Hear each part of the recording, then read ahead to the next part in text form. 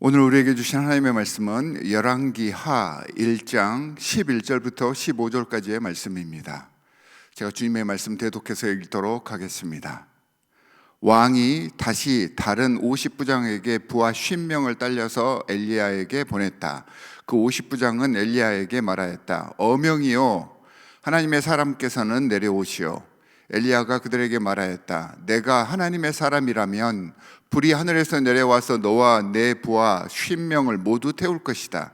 그러자 하나님의 불이 하늘에서 내려와서 그와 그의 부하 50명을 태웠다. 왕이 세 번째로 또 다른 50부장에게 부하 50명을 딸려서 보냈다. 그 세 번째 50부장은 올라가서 엘리야 앞에 무릎을 꿇고 애원하며 말하였다. 하나님의 사람께서는 우리의 청을 물리치지 말아 주십시오. 나의 목숨과 어른의 종들인 이 50명의 목숨을 귀하게 여겨 주십시오. 보십시오, 하늘에서 불이 내려와서 이미 50부장 2명과 그들의 부하 100명을 모두 태워 죽였습니다. 그러니 이제 나의 목숨을 귀하게 여겨 주십시오. 그때 주님의 천사가 엘리야에게 말하였다. 그와 함께 내려가거라. 그 사람을 두려워하지 말아라. 그리하여 엘리야가 일어나서 그와 함께 왕에게 내려갔다. 주님의 말씀입니다. 자, 오늘부터는 열왕기하가 시작이 됩니다.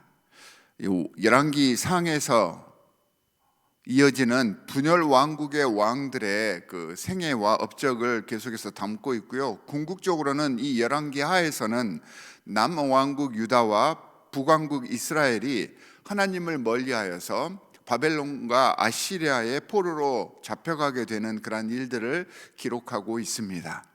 나라가 멸망하기 직전까지 하나님께서는 이 망해가는 이스라엘이 너무나도 안타까워서 여러 많은 하나님의 예언자들, 말씀의 대언자들을 보내셔서 이스라엘의 배도를 책망하고 다시 하나님께 돌아올 것을 간곡히, 그러면서도 아주 강력하게 촉구하셨습니다.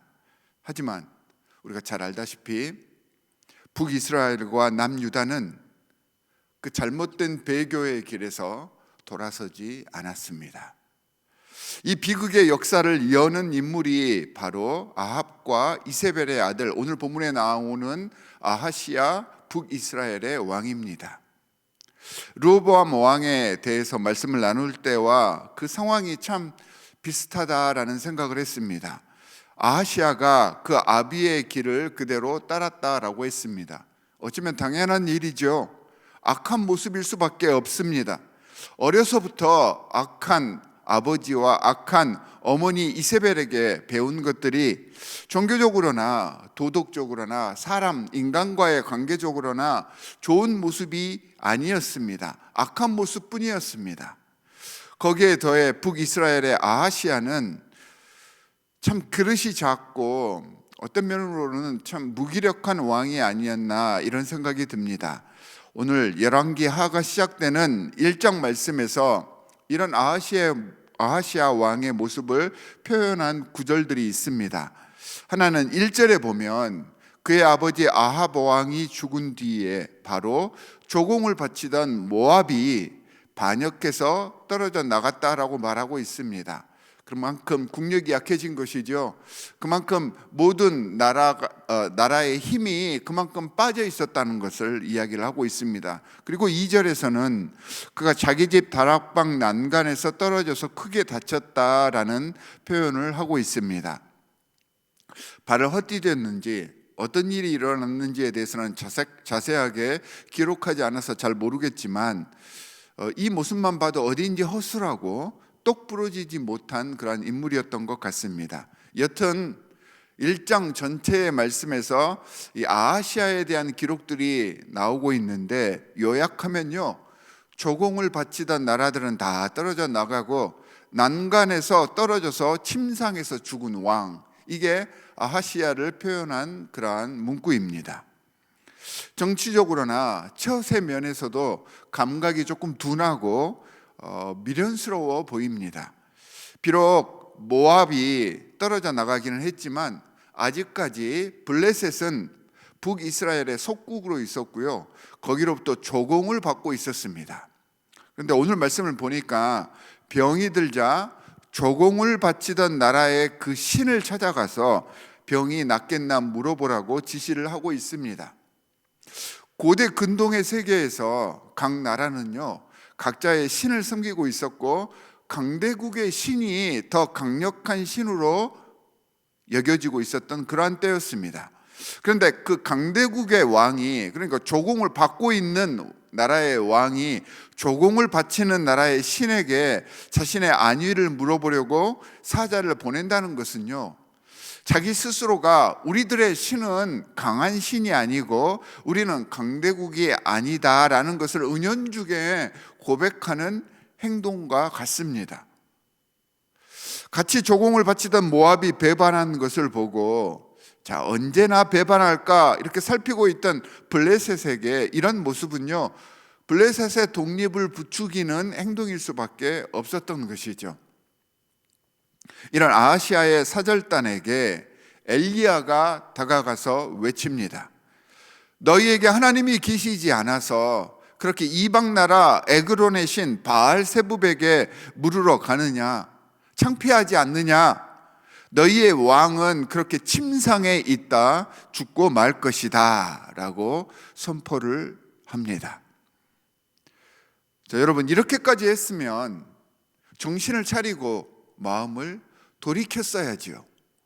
그런데 이 어리석은 아하시아가 오히려 분노해서 군사를 보내 이 엘리야를 잡아오라고 했던 것입니다. 오늘 본문에 보면 하나님의 선지자여, 하나님의 사람이여, 하나님의 선지자께서는 이렇게 번역을 해놔서 마치 아하시아가 엘리야를 초대하는 것처럼 보여줄 수 있는데 그런 상황이 아닙니다. 엘리야를 잡아오라고 한 것입니다. 엘리야가 산 꼭대기에 있으니까 잡으러 간 백성들이 어명이요 산에서 내려오시오 라고 윽박지르는 그러한 상황입니다. 자, 오늘 본문에서는 내려오시오 이렇게 번역이 되어 있지만 사실 히브리어 원문의 뜻은요, 그 단어의 원래 뜻은 던져지다, 무너지다, 죽다라는 뜻으로 사용하는 그런 단어입니다. 그러니까 이 말씀을 조금 더 현실감 있게 번역을 해보면 왕의 명령이다, 너는 내려와서 죽어라, 이 정도의 번역이 되겠습니다. 그러니까 왕의 명령을 따르는 왕의 군졸들이어서 그러는지 그 성정이나 하나님의 사람을 대하는 태도가 주인을 닮아 있었던 것입니다. 아나무인이고요, 무례하고 폭력적인 그러한 언사를 지금 보이고 있는 것이고 지금 그러한 상황입니다. 아무 이유 없이 하나님께서 그리고 하나님의 사람 엘리야가 그들을 죽인 게 아닙니다.